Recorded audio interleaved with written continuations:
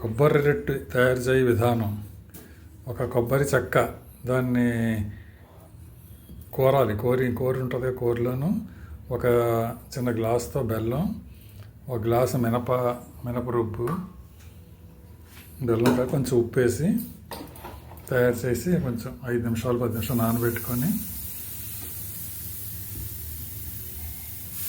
బెల్లం వేయడం వల్ల తీయగా చాలా బాగుంటుంది. ఇది అట్టులా కాల్చేయడం అంతే, తాటి రొట్టెలాగా అలా అనిపిస్తుంది. ఆయిల్ వేయాలి, కొంచెం ఆయిల్తో కాల్స్తే సరిపోతుంది. ఫ్రిడ్జ్లో పెట్టుకొని 2-3 రోజులు నిల్వ ఉంచుకోవచ్చు, బాగానే ఉంటుంది.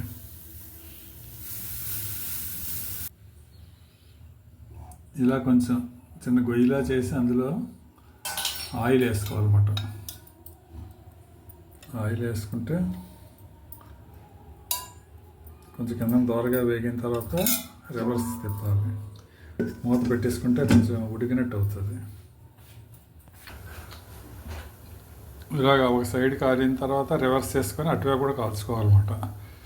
చూడడానికి 2 వైపులా కాల్చేసుకోవాలి. అలాగా చూడడానికి తాటి రొట్టెలకి కూడా ఇలాగ ఉంటుంది. తాటి రొట్టె కూడా చాలా బాగుంటుంది. కొబ్బరి రొట్టె ఆల్మోస్ట్ తయారైపోయింది. కొంచెం చల్లార్చుకున్నదో తినేయచ్చు. ఫ్రిడ్జ్లో పెట్టుకుంటే 2 రోజులు 3 రోజులు ఉంటుంది.